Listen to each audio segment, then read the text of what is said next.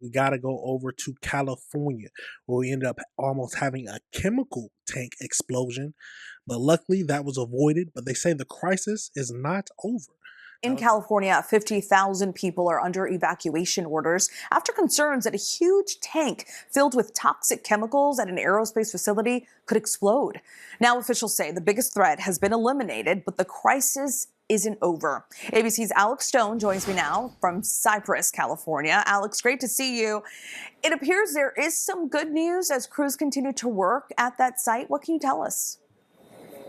Yeah, Stephanie, some very good news. They finally got firefighters up to the tank overnight in what they described as being a very high-risk operation, getting firefighters in there. They got up on the tank and they confirmed that a crack on the top of it, that it had allowed the pressure inside the tank to vent out the top of it, bringing down the threat of a catastrophic explosion. Now, doesn't mean that there are no threats around any longer of vapor or of leak or a much smaller explosion, but things are looking a whole lot better here right now. They hope to get the evacuation perimeter down a bit in the next couple of hours. It remains in place right now. That is. Now, I do want, what was the problem in the first place? That's my first question. What exactly caused the pressure to build up? And what kind of safety measures failed to where it started to build up in the first place? Because that's the main issue here, is that the pressure started to build up. If the crack didn't happen, then we could have had a big chemical explosion and people could have been hurt. And I don't know what exact chemical is in it, but if they had to do all that evacuations, it's not something pretty. But let's keep going into this. Certainly some good news. And Alex, what are you hearing from residents who did evacuate the area already? Well, they badly want to get back in. They are waiting for some even better news that the evacuation perimeter goes away, but they are not there yet. Hopefully later on today that firefighters will be able to get to that point. Remember that as all of this was going on, the reaction of this chemical, MMA, acrylic used in plastics, in this case, think of the canopy of a fighter jet, that's the type of acrylic that it was being used for. And that as the chemical reaction was going on, the pressure was building up inside that tank. But it has now relieved all of that, and that should help out quite a bit. Hopefully it does. All right, Alex, thank you so much. A potential hazmat situation in California. Yeah, let's keep going into this and see what else we can find out. Fire officials just announced that emergency crews have successfully reduced the threat of an explosion from a compromised chemical tank. This all started Thursday at a manufacturing plant in Garden Grove. It's about an hour south of LA near Disneyland. That's when firefighters responded to reports of overheating in the tank, raising serious concerns about a blast and possible leak of toxic chemicals. Authorities issued widespread evacuation orders for nearly 50,000 people in the surrounding area. NBC News correspondent Steve Patterson joins us now from nearby Stanton. Steve, good morning. So officials just gave an update. They mentioned that crews can now get a read on the tank's internal temperature. How's that helping the situation? Now, it is wild that this all took place on Thursday. Now, thinking all these videos that we're looking at now came out today. So it took that long for them to finally understand and just get the pressure relieved. But let's keep going. Yeah, Savannah, a lot here, massive news on the ground. If it gets a little nerdy and wordy, stop me, but it's important to know, starting with the fact that the risk to the public still exists, right? The explosion is still possible, still 50,000 people or so evacuated from their homes. What they have done, per a late night operation, they've gone in there to identify a crack. They've known that the crack was releasing pressure. They have now confirmed that all the pressure is out of that tank. What that does is eliminate what's called a BLEVE, a boiling liquid expanding vapor explosion. It is essentially the worst case scenario. It's essentially a sort of a chemical explosion. It's the reason why the radius is so big. It's the reason why we've had all of these evacuations. What it means is that they're maybe able to get in there to reduce some of those evacuations, but no word yet. I want you to hear from the chief on the substantial threat, again, that still exists to this day. Listen to this. There's still a threat out there, and we need the public to keep to those evacuation zones until we deem it safe for them to come back. So again, the elimination of the Blevy means there is not that worst case scenario, this massive explosion that would trigger this huge environmental disaster. That has essentially been eliminated. But again, they're keeping those evacuations in place. They say we should learn a little bit more about a timeline for maybe when people on some of the edges of that evacuation area might know a little bit more about when they can come back to their homes, but we just don't know yet because, again, the threat exists and it could still leak and fail. That is important to know as well. Hopefully they've built some systems in there to eliminate when that flow happens, if it does. Otherwise, though, this is really, really positive news in the right direction to hopefully mitigating this entire situation. Savannah. Yes, great news. Wow. Well, it sounds like the biggest problem has been alleviated, but they're still concerned for a lot of reasons. But let's go over into one more video and just see what else we can learn. Yeah, hi there. Yeah, that's news that came out this morning. Very good news. In fact, right now we're told that some of the folks here at the command post are talking about reevaluating the evacuation zone. Sarah Welch will have more on that in a moment, but that just tells you how good this news was this morning, that they believe this risk of this catastrophic explosion is no more. Let's show you some video from Sky 5 HD at that chemical tank in Garden Grove near Western and Chapman at GKN Aerospace. This has been going on since last week. That tank started overheating with a very dangerous chemical used to make plastics inside. The problems kept building and building.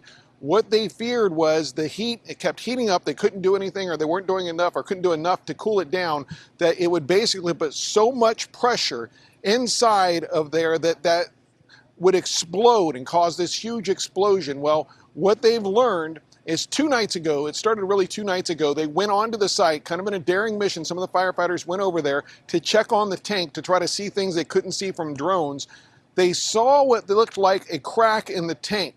They also looked at the gauge, the temperature gauge. There's a temperature gauge on that tank, but it only goes up to 100 degrees, and it was pinned at 100 degrees. So they knew it was still hot inside, at least 100 degrees, but they saw a crack in there. And why was that crack important? Well, they thought the crack might be deep enough that it was releasing some of the pressure in the tank and therefore mitigating that risk of this serious explosion. So last night, they went back in again to try to get another look and get some more information.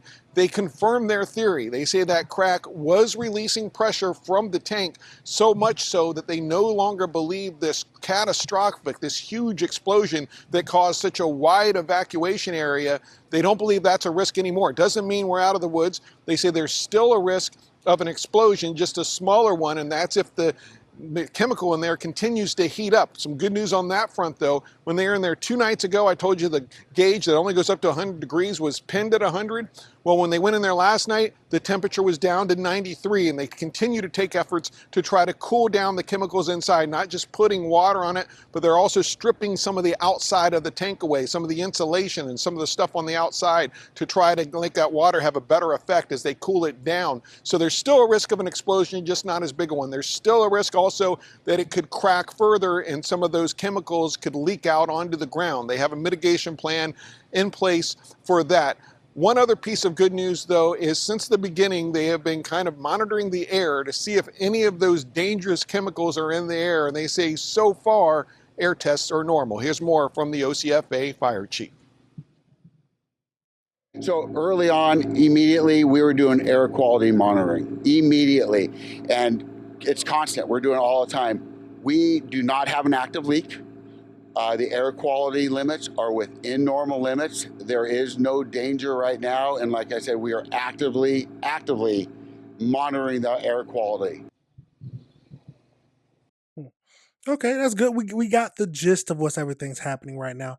Let's get over into the AI breakdown just to find out a little bit more information on this whole situation. But I will have to say the first thing is that I have to give it props to the people who are firefighters, because they are right in there jumping in, getting so close to something that could possibly explode, where they had to evacuate 50,000 people. You have to be a hero. You have to be able to do that. But let's get over into this and just see if we can find out any more information. So as we know, the threat to the catastrophic explosion has been eliminated at the GKN Aerospace Manufacturing Facility in California. Following an intense overnight operation, emergency crews confirmed a crack formed in the overheating tank, which safely released the internal pressure. However, firefighters officials warned that the evacuation orders remain in place for roughly 50,000 people. So, fire officials confirmed that the threat of the boiling liquid is now entirely off the table. Internal tank temperature has dropped from 100 to 93 degrees. While there is currently no active chemical leak, crews are closely monitoring the tank as additional cracks could still form under the remaining liquid's weight.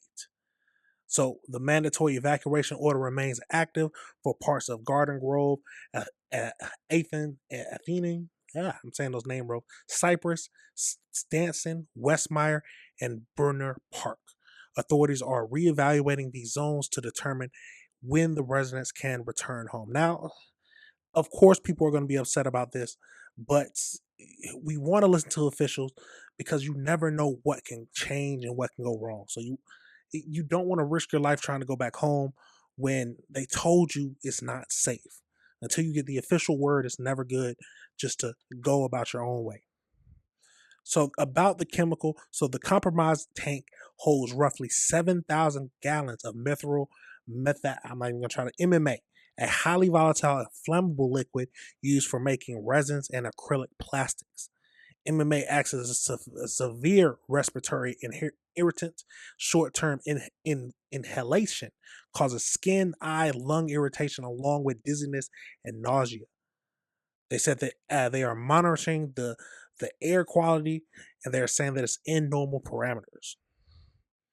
So Governor Newsom declared a state of emergency for Orange County, unlocking state funds assistance, which has been seen to bolster by federal emergency declaration. The Orange County District Attorney has formally opened a criminal investigation into GKN's aerospace to determine the structural and operational causes of the tank failure. Now, that is the biggest thing that we need to understand. If the tank normally stores this type of liquid, how did the chemical reaction occur in the first place? What procedure went wrong to where it was able to heat up this much? There's something wrong. This shouldn't be happening. So they're going to have to go through, and somebody might get fired and sued. So displaced local residents have filed a proposed class action lawsuit against GKN Aerospace alleging negligence in the storage and handling of volatile hazardous material. Residents are seeking information. If residents are, there's just information about the evacuation centers. But they have to find out what exactly is going on in this whole situation. But luckily, the biggest threat has been alleviated, but we still have to keep watching, hopefully find out more information about this. And then we have to keep up with if someone's going to get sued and how much they're going to have to pay out. But let me know your thoughts on that situation, y'all. Let me know if you disagree with anything I said.